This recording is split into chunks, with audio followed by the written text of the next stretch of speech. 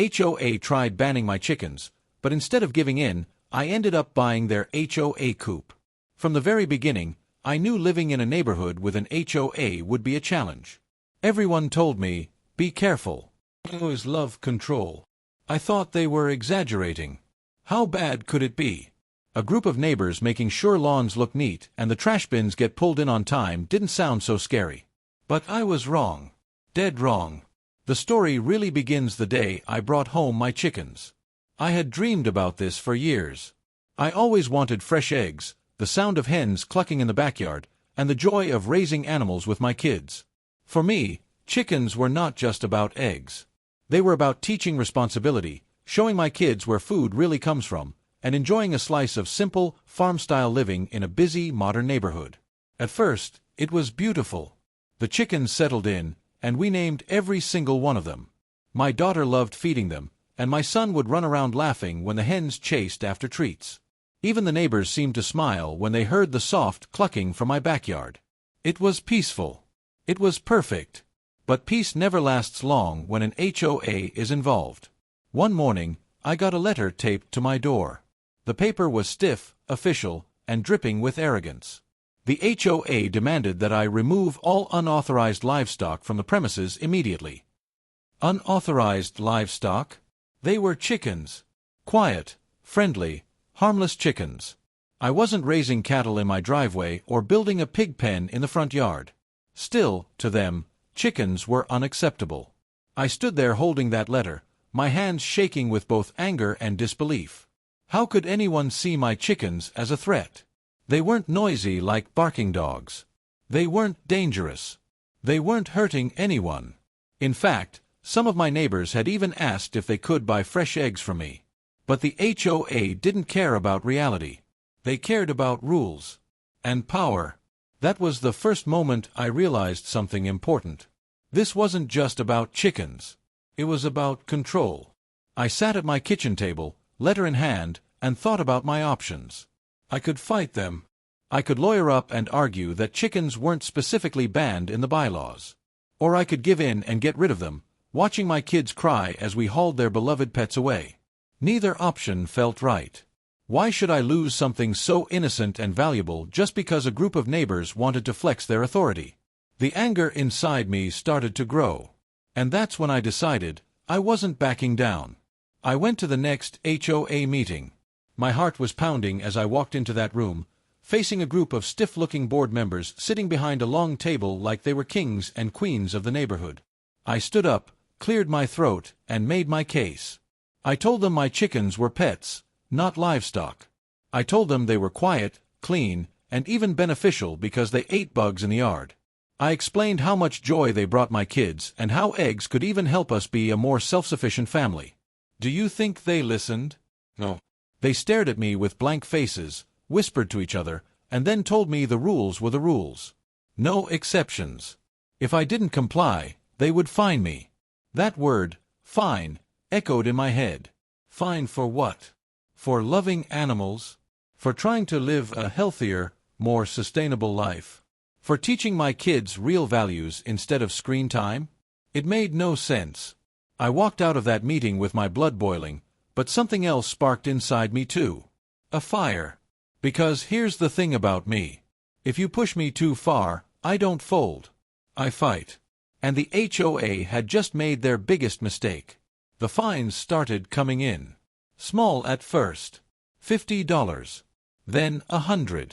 Each time, I tossed them aside. I wasn't paying for something that wasn't wrong. They could pile up all the paper they wanted. I wasn't giving in. But as the days passed, I started digging deeper into the HOA itself. I wanted to know who these people thought they were. And what I found shocked me. The HOA wasn't as powerful as they pretended. Their finances were messy. Their leadership was sloppy. And worst of all, the very same HOA that was trying to ban my chickens owned a community HOA coop. A literal chicken coop they had built years ago as a decorative garden piece. The hypocrisy burned me alive. They wanted to ban my chickens, yet they themselves had a coop sitting in a common area? How could they justify that? And that's when the idea hit me. What if I didn't just fight them? What if I outsmarted them? What if I turned the tables in such a way that they could never recover their control over me or my chickens? I started attending every HOA meeting. I started talking to my neighbors, one by one. I found out I wasn't the only one tired of their ridiculous rules. Some hated the fines. Others hated the arrogance. Slowly, I started building support. People began to see me not as the chicken guy, but as the neighbor willing to stand up against the HOA bullies. Meanwhile, the board grew nervous. They realized I wasn't backing down, and the fines weren't working. But I had something stronger than fines.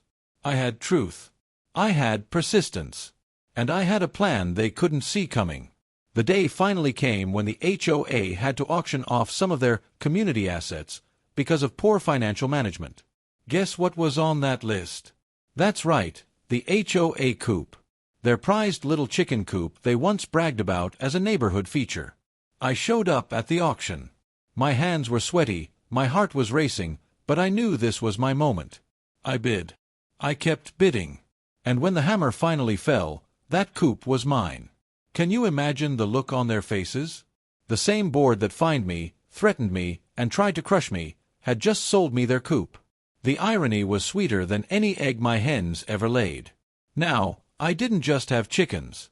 I had the HOA's own coop sitting in my backyard, a permanent symbol of their defeat.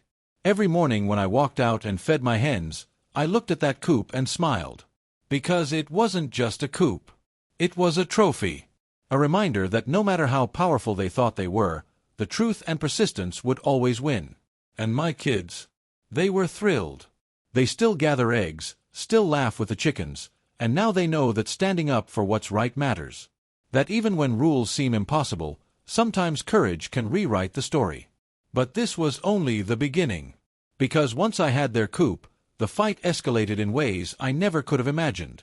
Buying the HOA coop felt like victory, but it was only the first battle. The board was furious. They hated the fact that I had outsmarted them in their own game. From that moment on, I wasn't just another neighbor. I was their enemy. And enemies, in their eyes, had to be crushed. The fines didn't stop. In fact, they got bigger. They tried to call my chickens a public nuisance. They claimed the coop I bought was improperly placed.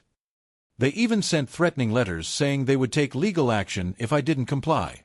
Every letter was filled with intimidation, hoping I would cave in.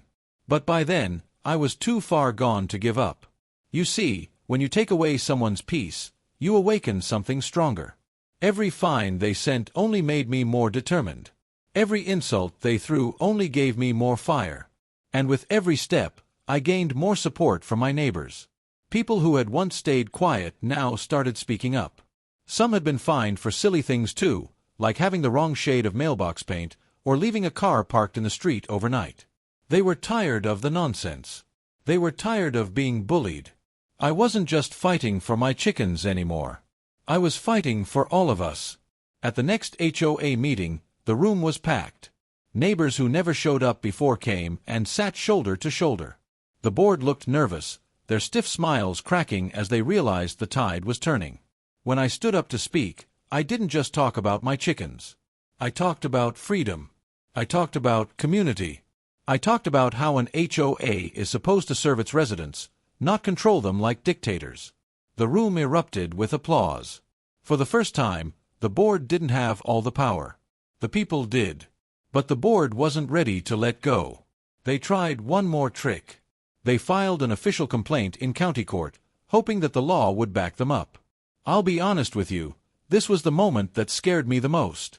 I wasn't rich. I didn't have endless money for lawyers. The thought of standing in a courtroom against a team of attorneys made my stomach twist. But then, something amazing happened. Neighbors gathered together. Some donated money to help with legal fees. Others wrote letters of support. A few even volunteered to testify about how harmless the chickens were. Suddenly, I wasn't standing alone anymore. I was standing with an entire neighborhood behind me. And when the court date came, I walked into that room with my head held high. The HOA lawyers spoke first, painting my chickens as a plague, as if they were destroying the neighborhood. Their words were filled with exaggeration and fear tactics. But when it was my turn, I spoke from the heart. I told the judge about my kids. I told him about the lessons these animals had taught us. I even showed photos of neighbors smiling with the hens, holding baskets of fresh eggs. Do you know what happened? The judge dismissed the case. He said there was no proof that my chickens caused harm. He reminded the HOA that community rules were not above basic rights. That moment felt like a wave crashing over me, a wave of relief, victory, and justice. The HOA had lost. After that, everything changed. The board members who pushed hardest against me started to resign. The power they once held slipped through their fingers. And eventually, I was asked if I would consider joining the board myself. Imagine that, the man they once fined, threatened, and mocked was now being invited to lead. I didn't say yes right away. I thought long and hard about it. Because being on the board meant responsibility, patience, and a chance to change things for the better. And eventually, I agreed. Not because I wanted power, but because I wanted fairness. I wanted no other family to go through what mine went through. So, I took a seat at the very same table where they once told me, rules are rules. And this time, I made sure the rules worked for the people, not against them. The HOA that once tried to ban my chickens? It now protects them. And not just mine. Any neighbor who wants to raise a few hens can do so without fear of fines or intimidation. The same community that once whispered about me now thanks me. And every morning, when I walk outside and hear my hens clucking, I smile. Because their voices are more than just sounds. They are reminders of courage, persistence, and victory. The truth is, this story was never just about chickens. It was about standing up when someone tries to silence you. It was about refusing to let fear control your life. And it was about showing my kids, and maybe even my neighbors, that sometimes the smallest battles lead to the biggest changes. So if you ever find yourself in a fight against unfair rules, remember this: don't give in too quickly. Don't let intimidation win. Stand your ground. Speak your truth. And fight for what matters. Because sometimes, even when the odds are against you, persistence can turn the story upside down. And who knows? Maybe one day, like me, you'll be feeding your chickens in the very coop that once belonged to the people who tried to stop you. So, what would you have done if your HOA tried to take away something you loved? Would you fight back, or would you give in? Share your thoughts below, and if this story inspired you, make sure to follow for more.